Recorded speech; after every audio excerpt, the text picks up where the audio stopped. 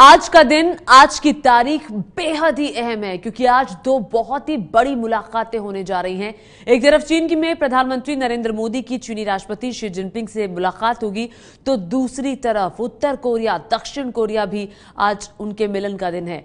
उत्तर Korea का तानाशाह Kim Jong Un दोनों देशों की सीमाओं पर मौजूद डीएमजेड इलाके में दक्षिण कोरिया के राष्ट्रपति मून जे इन से मुलाकात कर रहा है। पूरी दुनिया की निगाहें इन दोनों की मुलाकातों पर है क्योंकि दो दुश्मन कई सालों बाद, कई दशकों बाद आपस में मिलेंगे, मुलाकात करेंगे। कोरियाई प्रायद्वीप में शांति बहाली के लिए ये बातचीत होगी और बातचीत का सिलसिला काफी लंबा चलने वाला है। बातचीत का ये सिलसिला डीएमजेड पर किम जोंग उन मिलेंगे दक्षिण कोरिया के राष्ट्रपति से। उत्तर कोरिया के तानाशाह किम जोंग उन और दक्षिण कोरिया के राष्ट्रपति मून जे इन की आज मुलाकात हो रही है। दोनों देशों की सीमा पर बने डीमिलिटराइज्ड जोन यानी कि डीएमजेड में ये मुलाकात हो रही है। और ये अभी की ताजा तस्वीरें, ये देखिए, हाथ में हाथ डाले किम जोंग उन दक्षिण कोरिया के राष्ट्रपति मून जे इन के साथ। ये तस्वीर वो तस्वीर है जिस पर पूरी दुनिया नजर गड़ाए बैठी है। ये देखिए, किम जोंग उन ने हाथ पकड़ा मून जे इन का और उनको लेकर आगे बढ़े। अब दोनों नेता, जो माहौल लग रहा है और जो एक्सप्रेशन लग रहे हैं, जो भाव मिल रहा है, वो ये मिल रहा है कि दोनों खुले दिल से मिल रहे हैं क्योंकि खुला दिल करना उनके लिए बहुत जरूरी था क्योंकि उनके साथ, उनकी जो दक्षिण कोरिया के साथ उत्तर कोरिया के संबंध रहे हैं वो काफी तनावपूर्ण संबंध। ये देखिए, जैसे ही डीएमजेड इलाके में पहुंचे हैं उत्तर कोरिया के तानाशाह, वो आगे बढ़ते हुए उनका स्वागत किस तरह से हो रहा है ये तस्वीरें बयान कर रही है। ये बहुत ही अहम मुलाकात डीमिलिटराइज्ड जोन है ये, जो कि सीमा पर पड़ता है दक्षिण कोरिया और उत्तर कोरिया की।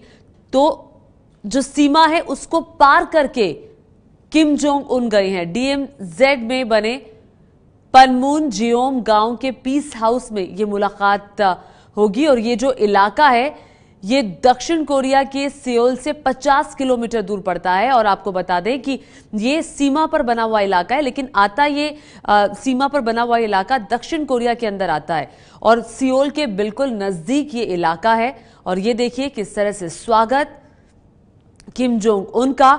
दरअसल पिछले कई वक्त से जो तनाव रहा है दक्षिण कोरिया उत्तर कोरिया का, उसके बाद संबंध सुधारने के लिए एक कोशिश हुई और जनवरी में दरअसल ये जो आज आप मुलाकात देख रहे हैं उसकी भूमिका तय हुई थी।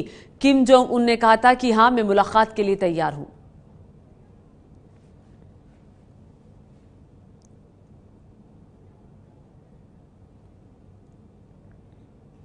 और इस वक्त कोरिया मामलों के जानकार संजीव श्रीवास्तव हमारे साथ जुड़ चुके हैं। सीधे संजीव का रुख करते हैं। संजीव, ये तस्वीरें कितनी अहम है दुनिया के लिहाज से, क्या समझ रहे हैं इस मुलाकात को आप?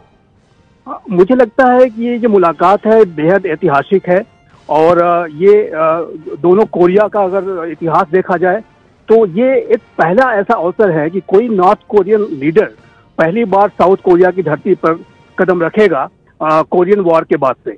तो मुझे लगता है कि ये जो दोनों कोरिया के बीच की जो आपस के संबंध है उसके लिहाज से बेहद महत्वपूर्ण है।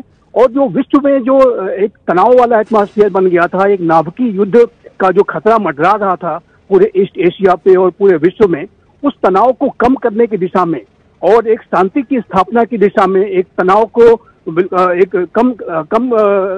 कम करने की दिशा में मुझे लगता है कि एक बेहद महत्वपूर्ण मुलाकात है और जिसकी शुरुआत इस मीटिंग से हुई है।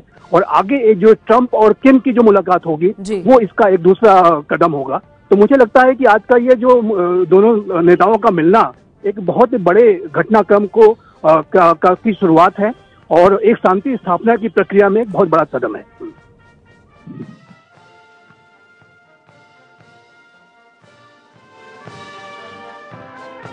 बहुत शुक्रिया श्रीवास्तव जी आपका। तो ये बहुत ही अहम मुलाकात की तस्वीरें, और ये तस्वीरें, इन तस्वीरों पर हमारी नजर बनी रहेगी क्योंकि ये मुलाकात का जो दौर है आज दिन भर चलने वाला है। लेकिन आज एक और अहम मुलाकात चीन में पीएम मोदी और चीन के राष्ट्रपति शी जिनपिंग के बीच ऐतिहासिक मुलाकात हो रही है, उस पर भी बात करेंगे। लेकिन उत्तर कोरिया और दक्षिण कोरिया की ऐतिहासिक मुलाकात, दो दुश्मन आपस में दोस्त बन गए हैं। किम जोंग दक्षिण कोरिया के राष्ट्रपति मून जे इन से मिले और तस्वीरें हम आपको दिखा रहे थे जो कि DMZ इलाके से आ रही थी। सीमा पर बने डीमिलिटराइज्ड जोन में यह मुलाकात हो रही है। उत्तर कोरिया में परमाणु विस्तार के खिलाफ बातचीत भी होगी। दोनों कोरियाई देशों में परमाणु विस्तार के खिलाफ बातचीत होगी और इसके अलावा कई अहम मुद्दे रहने वाले हैं। कोरियाई प्रायद्वीप में कैसे शांति बहाली की जाए, कैसे संबंधों को सुधारा जाए और कैसे अब कई और मुद्दों पर बातचीत होगी।